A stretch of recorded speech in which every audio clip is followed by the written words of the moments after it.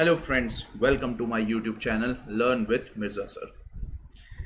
Guys, ये आप सभी को पता है कि हमारा IBPS PO का रिजल्ट आ चुका है। ओके, अब जिनका सिलेक्शन हो गया है कॉन्ग्रेचुलेशंस, जिनका नहीं हुआ है टेंशन लेने की ज़रूरत नहीं है। क्यों? क्योंकि अभी आगे मौके आपको बहुत मिलेंगे।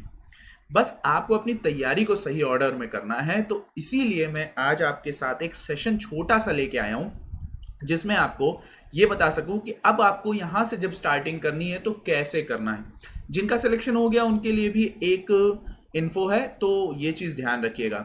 ठीक है, ये पता ही होगा आपको कि SBI क्लर्क, माफ करिएगा, IBPS क्लर्क और IBPS ने पूरी वैकेंसीज इंक्रीज कर दी है, क्लर्क की और आपकी PO की, दोनों की। तो चलिए देखते हैं कि क्या क्या इन्फॉर्मेशन है। तो उससे पहले आप एक काम करिए, इस चैनल को सब्सक्राइब कर लीजिए और बेल आइकन पे प्रेस कर दीजिए ताकि आपको सभी इंफॉर्मेशन के बारे में पता रहे। तो चलिए मूव करते हैं dos and don'ts for competitive exam. देखिए, अब यहां से आपके दो रास्ते भी निकल सकते हैं। मैंने आज SSC को भी इंक्लूड किया इसी में और बैंक को भी इंक्लूड किया है। स्टार्टिंग फ्रॉम स्क्रैच मतलब आपको स्टार्टिंग शुरुआत से करनी पड़ेगी, एकदम नए सिरे से, एकदम आपको नए सिरे से आपको स्टार्टिंग करनी पड़ेगी। क्या क्या करना होगा, क्या नहीं करना होगा, वो सारी चीज़ें हम डिस्कस करेंगे। तो पहले अपने मोरल को बूस्ट कर लीजिए, क्योंकि अगर ये नहीं है तो आप ये चीज़ जान लीजिए कि आधा काम तो वहीं पे ख़त्म हो गया है। मैं आपको दोनों को तरीके बताऊंगा कि कैसे आपको डील करना है SSC को, कैसे आपको बैंकिंग को डील करना है। ठीक है, तो यहाँ पे बने रहिए मेरे साथ और अगर सेशन को लाइक कर दीजिएगा तो ज़्यादा बेटर होगा। ठीक है, तो चलिए हम स्टार्ट करते हैं। यहाँ पे अब जो हो गया उसे भूल जाओ। जिसका सिलेक्शन हो चुका है बहुत सही, वेरी गुड। पर जिनका नहीं हुआ है वो कहीं ना कहीं कोई चीज़ें लैक कर रहे हैं, इस वजह से नहीं हुआ है। तो चलिए यहाँ पे समझिएगा डूज, यानी आपको करना क्या है। मैंने 5-5 पॉइंट लिखे हुए हैं, यहाँ पे समझिएगा। पहले तो आपको लूप होल्स फाइंड आउट करने हैं। आपके लूप होल्स क्या थे, देखिए पता सबको होता है। अंतरात्मा से पूछिए, अंतरात्मा से पूछिए अपनी, वो सब बता देगी आपको। लूप होल्स क्या क्या है ये सब आपको पता है। आप किस सब्जेक्ट में जाके वीक हो गए ये आपको पता है। देखो, लूप होल्स आपके दो तरीके के होते हैं, सब्जेक्ट वाइज लूप होल होता है और सब्जेक्ट ही लूप होल होता है। ये चीज ध्यान रखो। मोस्टली लोगों का लूप होल क्या होता है, इंग्लिश होता है। इसलिए क्योंकि इंग्लिश, और वो पता भी चलता है, वो ओवरऑल दूर से देखने पता चलता है कि उसकी लो कट ऑफ जाती है, समझे। लेकिन जिस चीज को आप होशियार समझते हैं, यानी क्वांट को आप अपने को बेहतर समझते हैं, क्वांट में आपके साथ दिक्कत ये है कि वहां पर भी अब लेंदी किया जा रहा है। तो हर चीज को कैसे टैकल करना है ये सारी चीजें बताऊंगा। तो पहले हम वो 5 पॉइंट देख लेते हैं। अब आप यहाँ पे जब स्टार्ट करेंगे तो एक सब्जेक्ट से स्टार्ट करेंगे, स्टार्ट स्लोली होगा, ये भी ध्यान रखिए। ठीक है, pick one subject at a time and start slowly, ये चीज ध्यान रखिएगा। जो सब्जेक्ट आपको सबसे ज्यादा पसंद है उसी को उठा लीजिए, क्योंकि शुरुआत में आपका इंटरेस्ट जनरेट होना चाहिए। अगर इंटरेस्ट नहीं जनरेट हुआ तो बेकार है। यहाँ पे सारी चीजें सीक्वेंस वाइज चलेंगी, तो ये बात ध्यान रखिए। Start with your favourite subject, जैसा मैंने कहा आपसे, start with your favourite subject. कुछ लोगों का फेवरेट सब्जेक्ट क्वांट होता है, मेजोरिटी ऑफ लोगों का होता है क्वांट, देन रीजनिंग होता है, देन इंग्लिश होता है। ओके, तो वो चीजें आप क्या कर लेंगे, वो स्टार्ट करेंगे। देखिए, स्टार्ट करने का मतलब ये नहीं कि आप महीनों भर उसी को पकड़ के रखें। स्टार्ट करने के बाद आपको रिदम कैसे पकड़ना है ये सिर्फ बताता हूँ। एनालाइज मॉक रेगुलरली, ये चीज समझिए। देखिए, मॉक आपको डेली देना है, ये चीज ध्यान रखिए। मॉक कैसे देना है आपको, आपको 2 मॉक्स देने हैं। अगर स्टार्टिंग में अभी आपके साथ थोड़ा सा जो है दिक्कत हो रही हो कि इंटरनेट इशू आ रहा हो या आपका मन नहीं कर रहा हो, क्योंकि अभी कोई गोल नहीं दिख रहा है, सामने कोई वैकेंसी नहीं आई है, तो हो सकता है आप वहां पे उतनी एफिशिएंटली नहीं कर पाए। तो इसीलिए मैंने यहाँ पे लिखा है क्या, स्टार्ट स्लोली। यानी आप स्टार्ट कर सकते हैं 1 मॉक के साथ, 1 मॉक दीजिए डेली, और देने के बाद उसे दिन भर एनालाइज करो। ये चीज ध्यान रखो, एनालाइज करना सबसे इंपॉर्टेंट है। जितना एनालिसिस करोगे उतना ही आपकी चीजें बनेंगी। फॉर एग्जाम्पल अगर मैं ले लूं जस्ट अ मिनट, अगर मैं आपसे ये लूं कि आप सपोज करिए इंग्लिश को उठाते हैं, सपोज करिए इंग्लिश आपका फेवरेट सब्जेक्ट है, आपने उसको उठाया, आपने उसको लगाया। अब वहां पे होगा क्या, देखो दिक्कत ये है कि आप पूरा जो है, देखिए आपके पास वहां पे 20 मिनट्स होंगे। ओके, 20 मिनट्स पूरा बैठिए, जितने क्वेश्चन होते हैं उतने करोगे, उससे ज्यादा नहीं करोगे। जितना समझ में आ रहा है उतना ही करोगे, ये ध्यान रखना। और 80% अगर कंफर्म लग रहा है तो उसे टिक मार दोगे, ये बात ध्यान रखिए। फिर उसके बाद बैठोगे और दिन भर हर क्वेश्चन को एनालाइज करोगे और वहां पर अपनी गलती को पकड़ने की कोशिश करोगे, तो वहां पे तुम्हारे क्या होंगे, वीकनेस पकड़ में आएंगी और लूप होल्स पकड़ में आएंगे। जब लूप होल्स पकड़ में आएंगे तब काम बनेगा। क्योंकि आपने हुआ क्या है, आपका सिलेक्शन इसलिए नहीं हुआ है कि आप कहीं एक गड्ढा आपका रह गया था खाली, उस गड्ढे को आप भर नहीं पाए थे। ठीक है, देखिए होता क्या है मैं बता दूं। जनरली आपको जब आपका रिदम बन जाता है तो आपको लगने लगता है कि आपने सारी चीजें जो है कवर कर ली हैं। वहां पे गलती होती है, क्योंकि वहां पे सारी चीजें कवर नहीं होती, वहां पे कहीं ना कोई लूप होल आपका रह जाता है। उस लूप होल को फिल करना जरूरी रहता है। अगर वो फिल नहीं हुआ होता है तो फिर भाई एग्जामिनर का तो काम है, देखिए एग्जामिनर होता बहुत चालाक है, ये चीज जान लीजिए, आपकी कमजोर पॉइंट पे ही हिट करता है। आप खुद सोचिए, आप एग्जाम्पल ले लो, आप पजल आपका कमजोर पॉइंट था, उसको उसने क्या बना दिया है पूरे रीजनिंग में पजल।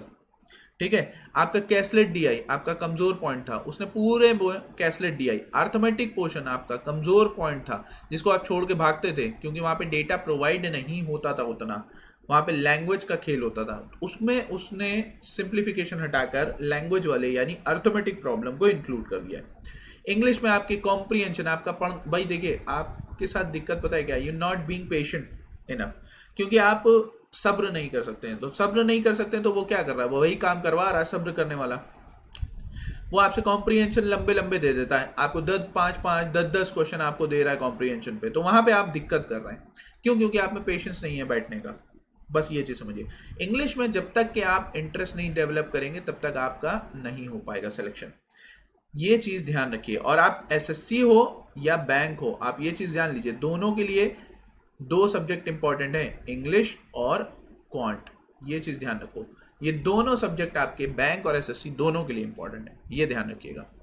ओके, अब उसके बाद देखिए यहाँ पे भाई डोंट लूज होप, ये चीज ध्यान रखो। अगर ये आप गए तो फिर खत्म खेल, फिर पढ़ाने का कोई मतलब नहीं।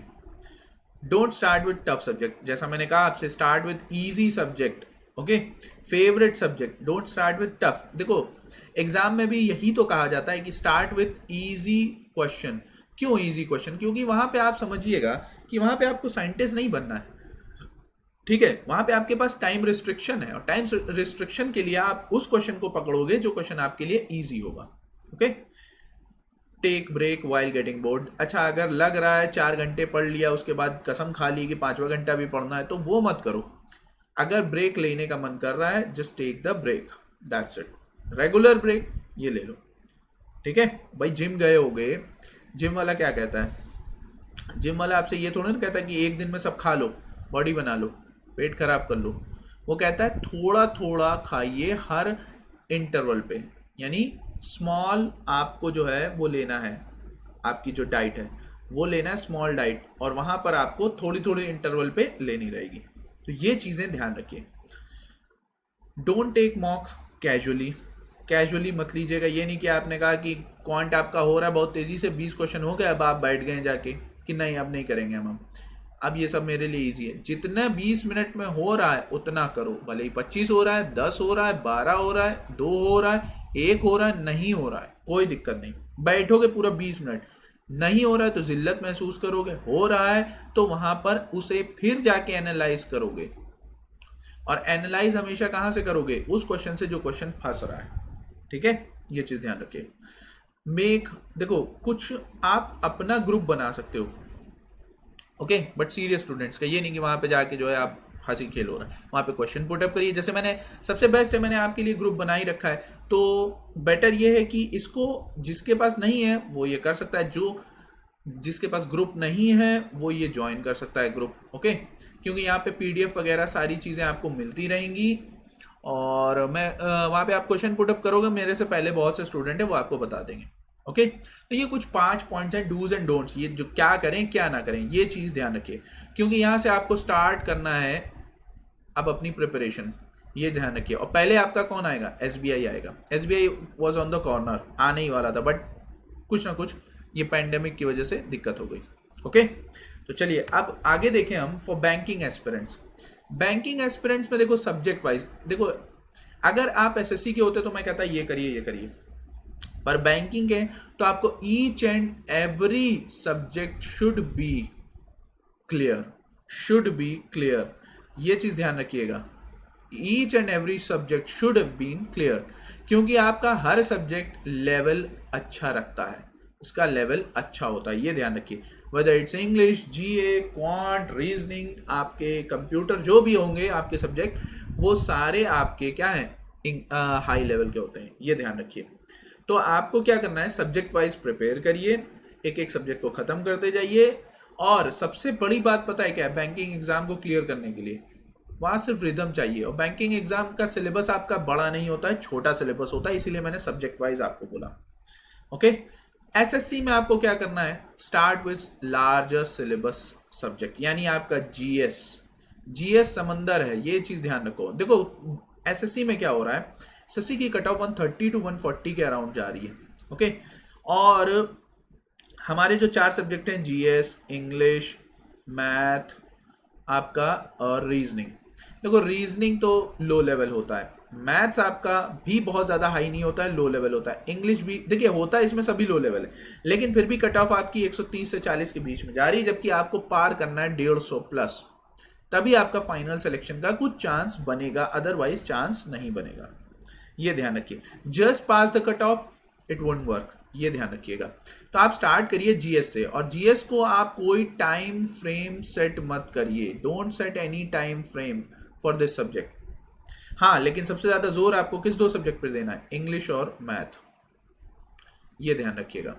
आप जीएस को स्टार्ट करिए, एक एक टॉपिक, और जीएस में भी अपना फेवरेट टॉपिक स्टार्ट करिए। If you have a favourite topic, polity तो पॉलिटी से स्टार्ट करिए, हिस्ट्री तो हिस्ट्री से, इकोनॉमिक्स तो इकोनॉमिक्स से, साइंस तो साइंस से। एक चीज ध्यान रखिएगा, साइंस से क्वेश्चन अच्छे आ रहे हैं, तो ये चीजें ध्यान रखिएगा। करंट अफेयर्स सबका इंपॉर्टेंट होता है, करंट अफेयर्स बैंकिंग वाले चाहे जैसे पढ़े, एसएससी वाले चाहे जैसे पढ़े, आपको डेली सबसे बेटर क्या है करंट अफेयर्स का, आप डेली न्यूज़पेपर पढ़िए और उससे 10 हेडलाइन निकालिए, ठीक है। आप जब एक वीक क्रॉस कर जाओगे तो वो जो 10-10 हेडलाइन आपने हर दिन निकाली है, उन सबको आधा कर दो और उसमें से आप क्रीमी वाली छाटो, ये ध्यान रखो।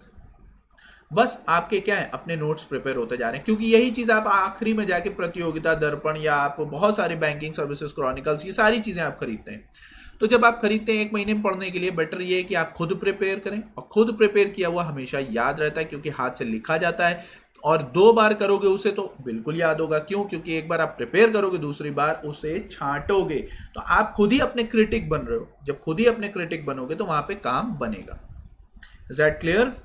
तो ये आपके लिए एक स्ट्रैटेजी थी। मैं आपके लिए दोनों टाइप की क्लासेस लेकर आ रहा हूं, बैंकिंग भी और एसएससी भी। बहुत जल्दी आपका बैंकिंग का एसबीआई पीओ का स्टार्ट करूंगा मैं, तो परेशान होने की जरूरत नहीं है। स्टार्टिंग फ्रॉम स्क्रैच होगा वो, ये चीज ध्यान रखिए। वो प्री से स्टार्ट होके कहां जाएगा, मेंस तक जाएगा। ओके, तो यहां पे आपको सारी चीजें समझनी है कि आपको बने रहना है। बस इस चैनल को सब्सक्राइब कर दीजिए ताकि आपको सारी चीजें क्लियर होती जाएं। ओके, तो अगर ये सेशन पसंद आया तो भाई एक लाइक कर दीजिए, और आपको जल्द से जल्द हमारा, जैसा आपको पता है कि क्लर्क मेंस के लिए हमारा क्या है कॉन्सेप्ट, क्लर्क मेंस के लिए हमारा जो है हमारे वीडियोस चल ही रहे हैं, तो उसके लिए परेशान होने की ज़रूरत नहीं है, वो मैं प्रोवाइड करता रहूँगा आपको, और कोशिश होगी एफिशिएंसी बढ़ाने की। सो यहीं तक रखते हैं guys, thank you for that. मिलते हैं क्लास में कुछ नए टॉपिक के साथ। Thank you. और बेल आइकन को प्रेस कर दीजिएगा ताकि आपको सारी इंफॉर्मेशन मिले।